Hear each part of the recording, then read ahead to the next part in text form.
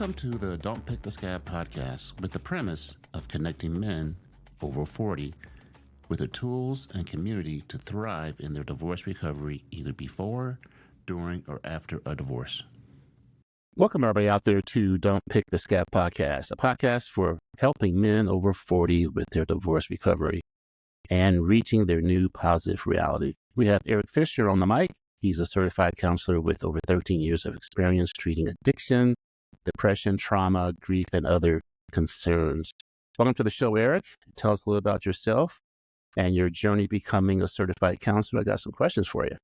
Yeah. Good morning, David. Good morning, everyone listening. Great to be here on the show with you. But yeah, a little bit about my history, my background, becoming a counselor. I did my bachelor's of psych and psychology at a private Christian university in Tennessee. I'm originally from good old Tennessee, and I've been over here in Calgary for almost the last 10 years, in August the 14th of this year. So I got my bachelor's in psych, and then I wondered, what do I want to do after that? Because there's not much I can do with just a bachelor's in that. I did have a lot of relationships with the professors in this counseling program, and so it had always been an interest to me because I always had an interest in psychology. I jumped in the boat when it came to a master's in clinical mental health counseling and didn't look back, and that's the quick end of the stick there. Wow. Yeah. What is ART? There's a couple of things I'm going to ask you. ART, EMDR, MBTI. Let's start with ART first.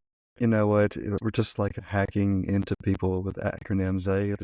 Counseling seems to love acronyms. So ART is Accelerated Resolution Therapy. And that therapy, which I've been through 3 different trainings for, it changes negative images to positive images in the brain with using bilateral stimulation. So with that therapy, it's eye movements. What's happening in the therapy is a person's able to re-script a traumatic event. So they keep the knowledge but lose the pain, which is actually the tagline of the therapy. So it's not like they have amnesia and they forget what was traumatic that happened, but they put something in front of that, so when they look back, that's what pops up more. So just as an example for what we're going to be talking about today with divorce, if there was like an event, let's say it's a man being told by his partner, by his wife, that, let's say I've been cheating on you, or I've been committing infidelity and I want a divorce, or whatever it is. So that event could be changed so it's a lot less. EMDR, I know it deals with eye movement. How can eye movement help in healing or retrain the brain? Yeah, EMDR is interesting. It does use eye movements. It also uses uses tapping as well, like tapping both sides of the body, or using headphones. We could use auditory stimulation, so it's like going back and forth with sounds on both sides, both ears. Of course, you got to be able to hear with both ears. And so when it comes to EMDR with tapping or with the eye movements, they're supposed to be calm. And so they're supposed to help desensitize somebody to a specific memory that they're working on. And that's one reason that the eye movements are used. Just truth be told, there's lots of studies being done. We don't really have this is the exact reason why the eye movements work. We do know there's something neurobiological happening in the brain with them. However, we do know that they do calm someone. And it's like when someone's sleeping, their eyes are going back and forth with REM, with rapid eye movement. And that's one theory that's what's happening when somebody is awake. That it's, hey, David, sleep on it. And then you'll know what to do in the morning. We're doing that when we're awake with the bilateral stimulation with the eye movements. Wow. And MBTI. Yeah, the Myers-Briggs Type Indicator. Or Myers-Briggs Type Indicator. So that's a personality inventory. You might have done it yourself, or people out there might have done it already without even knowing that's what was done. So it's usually a 4-letter personality type. So for me, I am an INFP. So introvert. I'm more intuition rather than sensing. And I'm more of a feeler rather than a thinker. And I'm not more of a judger. I'm more of a perceiver. So when judger doesn't mean that someone judges. It just means they adhere to like routines, and they're very rigid that way. They like lift. Perceivers more kind of go on a road trip and like, oh, we don't have to make like a really structured plan. We'll just go with the flow.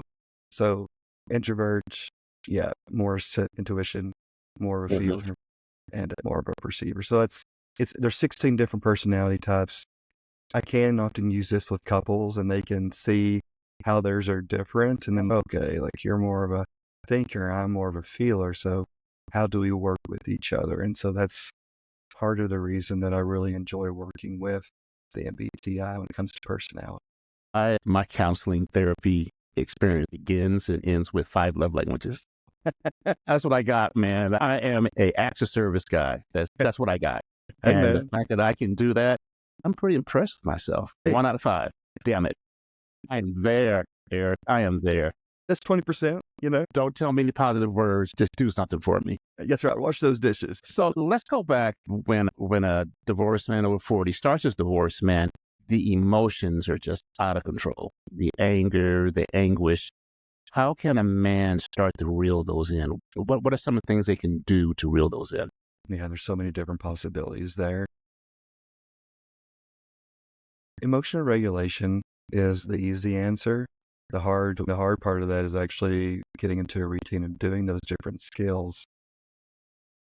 Before even doing emotional regulation, though, I think a big part of it is, where is self-love or self-compassion for that man? Because Eric, you gotta stop, man. That's my next question. Yeah. Stop it. Get out of my head. Okay, I'll get out of your head. I'll pull it back. We'll just focus on what people could do. Different tasks. So different tasks, right? Yeah. It's really finding out for a man, is he shutting down a lot, like a giving up kind of state? Or is he feeling like he's more charged on where he needs to be, like a charged state where the gas is on, he's putting the gas pedal on all the time, or is he put on the brake all the time and he's giving up? Because we want to bring somebody either up or down into an optimal zone of arousal. So really knowing that first would help someone know what kind of tasks. So there's a really interesting book written by someone here in Calgary called Return to Center. And in that book, she gives a lot of good different skills with emotional regulation. And one of those is SODA. It's another lovely acronym. I'll just break up podcast. Yep. I'll break it down real quick. So the S is to simply stop. So if I'm at work, I just stop. I go sit down maybe. The O is observe what's happening in my body with maybe my nerve fibers. Is there some twitching? Is there some upset sensations? Is there some feelings coming up? So observe. And then the D is detach. And to detach, just doing some deep breaths and breathing a little longer out than I am in. Exhaling a little longer, because it helps someone to definitely simmer down. So that could be one way to help someone regulate. And then the A is just affirm something for myself. Like, yeah, I'm going through a really difficult time right now, but I'm going to be okay. I'm going to get through this. I'm going to get through today. I'll get through the next hour. So that's baby step. Yeah, so let's go on to the one that you jumped on already. I'm a big self-compassion, self-care guy. And that's the one thing that men over 40, I think they forget, because they're so centered on they're like in survival mode. Yeah. So how can you go through survival mode and also practice self-care? What are some of the things you can do? Yeah, going through survival mode and trying to practice self-care. And yeah, the brain's pretty much on, after a significant event like a divorce, the brain's going to be probably looking for all these different threats, whether they're real or perceived. Okay. So a big part of self-care is going to be really recognizing, is this a perceived threat or is this a real threat? So this is more of a cognitive piece for somebody. Okay, somebody's talking with me and okay, maybe they're giving me some feedback or some constructive criticism. Okay, it's a perceived threat. It's not like they're a threat to me. So that's part of it. I think that's just really getting it for men, getting out in nature, just getting outside, getting into movement outside or in the house. Exercising is a big piece. I think just moving the body is going to be big for men when it comes to the self-care part. There was a meta-analysis done with 17 different reasons that exercise is good. So it just conglomerated a bunch of different studies and the benefits. And I think one of the benefits was that this lets out steam. And that's what they found.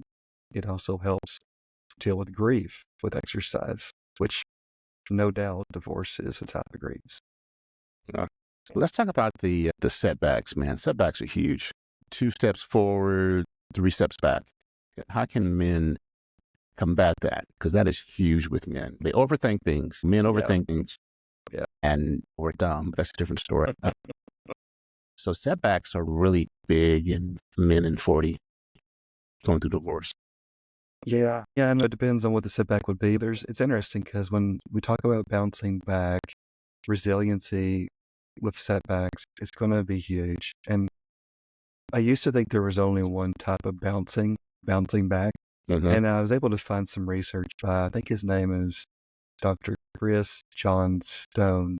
And he actually identified 4 different types of bouncing, if you want to call it that. There's bouncing back for sure. So that's recovery with what I'm facing.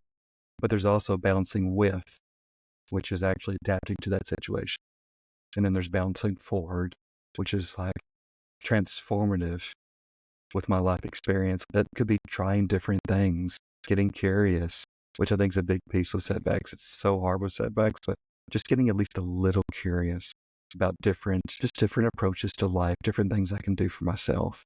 And then there's bouncing outward, which is I can spread this into other areas of my life when I'm learning and when I'm doing family, work, play, all those. So I think when it comes to setbacks, it's realizing how important it is just to sit with those feelings first. And that can be part of resilience as well. And yeah, it sucks. It doesn't mean that sitting with those feelings is going to make everything better. Yet I'm becoming more in tune with myself. Yeah. God, I just had a mind for it. Thank God for editing. All right. Man, that was a big question too, Eric. Damn it. Did I mess you up? No, Been there. I was like ready to hit the go button. Let's talk about navigating the emotional journey of divorce. That's some of those setbacks where you start high, in the middle, you start to get a hold of them. And then at the end, a lot of guys think they're never coming back, but they always dredge up again. If you see or hear a song that you get used to listen to, you used to go to a place, you guys had dinner, and I try to tell them that you're always going to have these little setbacks even further down the road, even years later. How does that work? Yeah. Sounds a lot like grief, where grief ebbs and flows and those setbacks are going to come up. They're going to go away and they're going to come up again. And just knowing a family friend that's going through divorce, and he's definitely over 40, but it's just a brutal story. And yeah, I've even seen that with him with the setbacks and the setbacks are not just external, maybe financial, but it's also like internal when it comes to like my core beliefs or just the feelings that come up. So I think that a big piece of those setbacks is knowing that I think it goes back to the self-compassion and the self-love piece that these are going to come up. Maybe don't have control over when they come up. Maybe I do have some control. I can influence them with things that I do. Yet I can't always control if these things are going to come up or not, just like a wave that comes up. Correct. I think that's just a big part of it for men because as a man, I'm sure maybe David, you can relate. I want to, like Chris Farley, would grab the bull by the horns and in the trailer down by the river. That's right. That's right. Young man, what do you want to do with your life? That's right. You have plenty, and you have. Man, I tell you, my laugh a little bit that night. Oh my gosh. Let's talk about the cousin of setback, hindsight. No one talks about hindsight. Nobody does. It's like, well, that can eat you alive. I should have done this. I should have done that. Instead of just moving forward, how can a man over 40 combat hindsight? This is going to sound hopefully it doesn't sound like a cop-out, but we often don't look at kindsight either. Looking back in hindsight at what we've been through. And I think that kindness toward the self is a really big piece with hindsight, because just like people that go through trauma, which, hey, this could definitely be looked at as a traumatic event with divorce. I should have known this was going to happen. It's laying down those shoulds in my mind and saying, you know what? Yeah, I didn't know. How could I have known? It's the of course argument. Of course I didn't see this coming up because I didn't know, or I only knew a part of it. As far as someone not taking, like a man maybe not taking certain actions. This time to plant a tree 20 years ago, second best time today. So it's really just looking at, okay, what can I start doing today that I didn't do yesterday? So I think the Kindsight piece is big for men. That's interesting. Hindsight. Yeah. Yeah.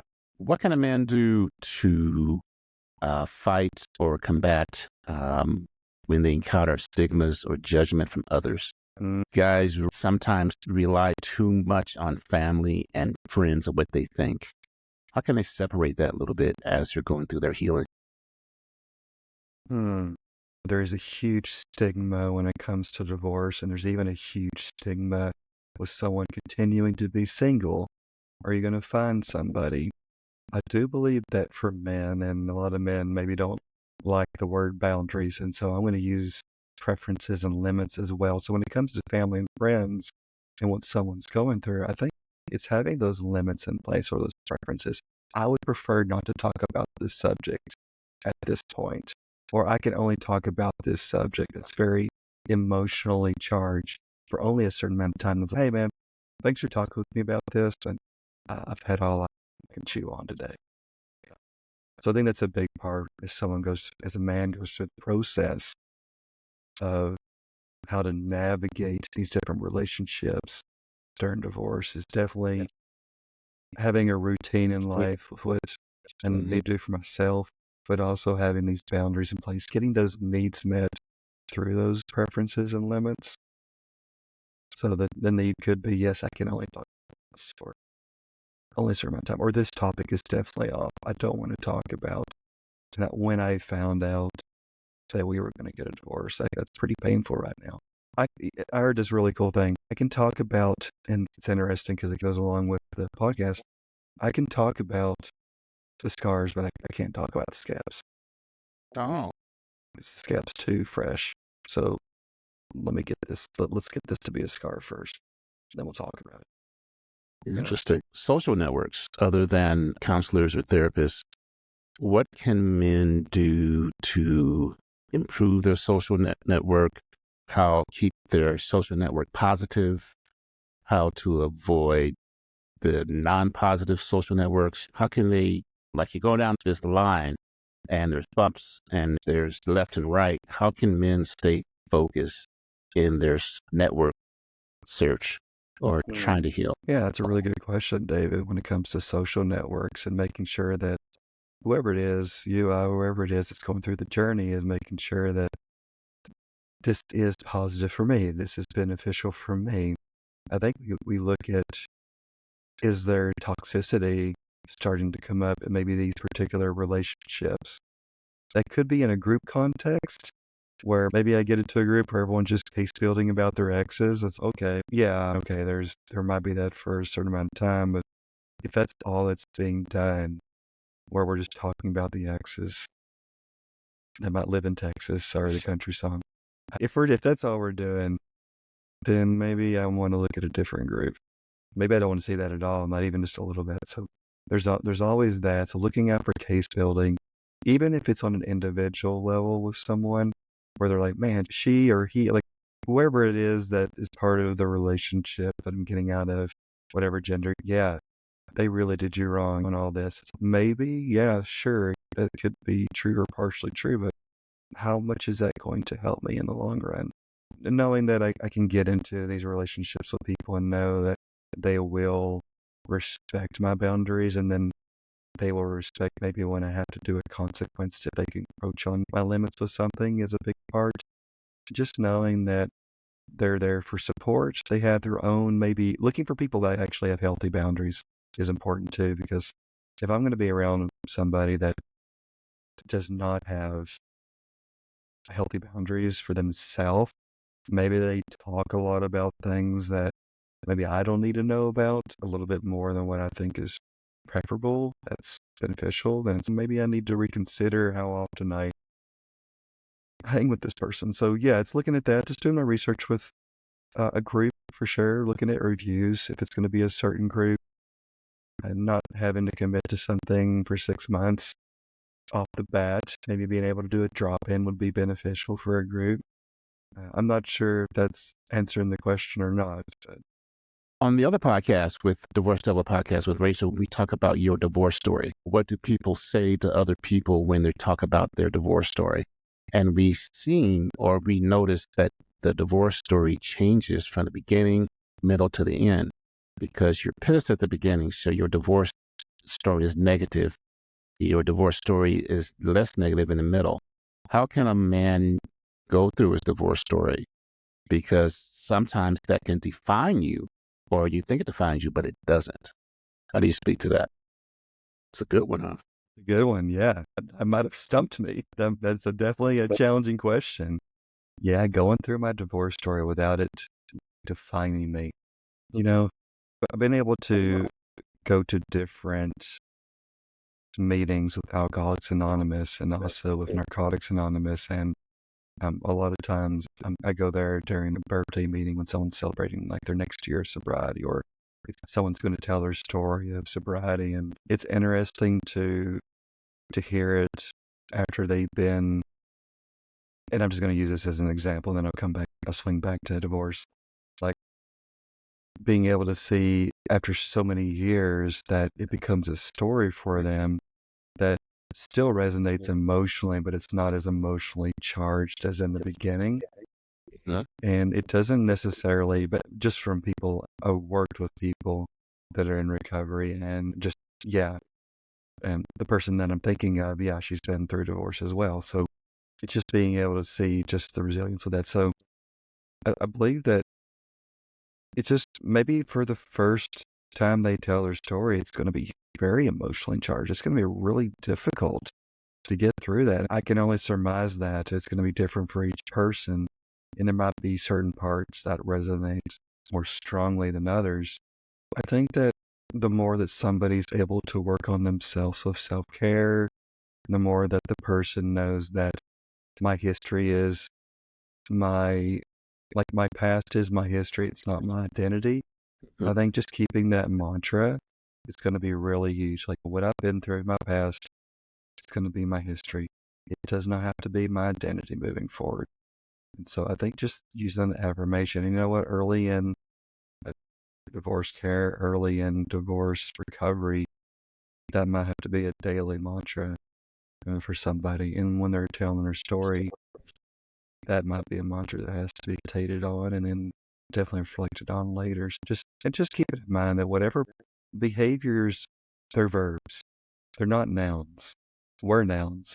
You and I, David, we're a person, place, or things. I think keep that in mind too, that when I talk about my story and these different behaviors and just different things that happen, a lot of it is verbiage and actions that doesn't define me. Yeah. And then another part of that, or maybe a segue, is we talk about sense of identity. So you're married, you're two people, you're split, you move out, you're one person. That sense of identity changes. And a lot of people can't handle that. What's a good way to get that sense of identity back? Or realizing you have to accept your new identity, basically. Yeah. Yeah. That's part of the grieving process as far as accepting that this is my new identity, David. It's difficult. It's really difficult. Let's just put it that way. I remember someone telling me, I was listening to a podcast on grief, and she had lost two of her husbands, and she got tired of people saying to her, I'm sorry for your loss. What are you sorry for? This was my loss. And so it's more about this sucks. Just hearing this sucks. Mhm. That's what she related to more. And I think just being around those people when it comes to those changes in roles, when it comes to those changes with those transitions, that will just say to me, hey, man, this sucks that you have to be here. You're no longer a husband. You're like an ex-husband. You're an ex-partner. There's these changes in titles as well. So I think a big part of it is learning just going back to values. What do I value? What are my personal needs? Socially, emotionally, spiritually, yeah, mentally, all those different needs there. And really starting to look at tapping and going back to what we talked about a moment ago with connections, like community-based connections and social connections, being able to go to those connections in my life that are supportive for me.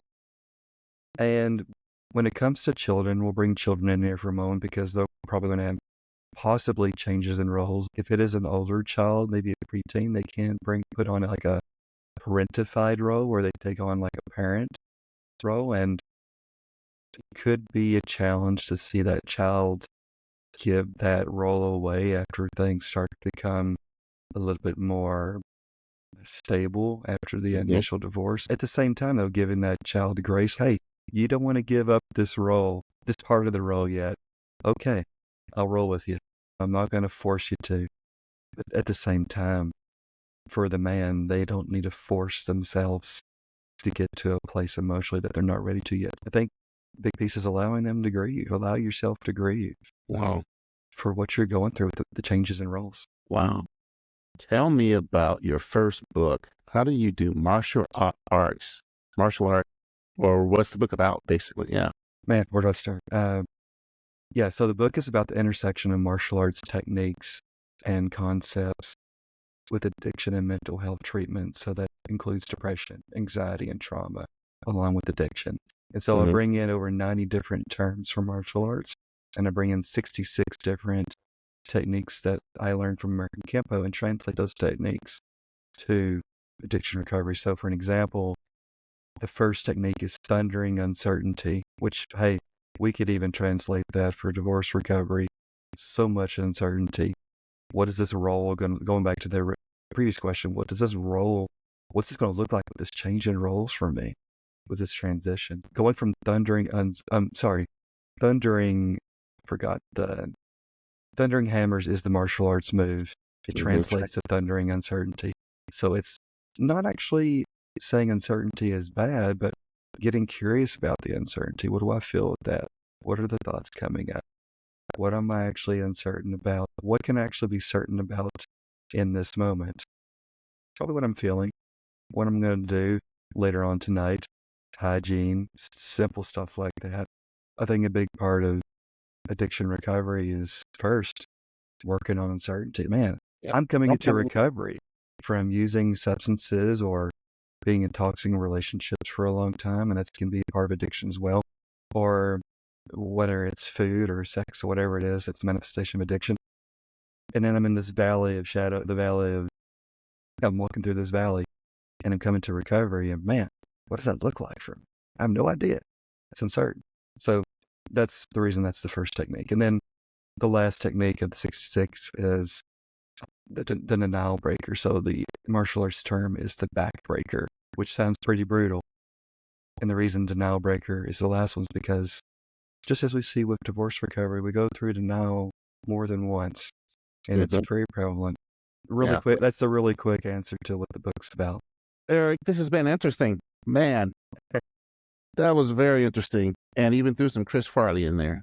And I know my men over 40 know who Chris Farley is, but we really appreciate you taking time to talk to us. We definitely, we only scratched the surface. I have so many other questions that I want to give you, but as in terms of time, my men over 40 only have a half hour of brain left, so I'm not going to hit them hard, but we'll definitely circle back to this one day and do some more. I want to talk about addiction and things like that.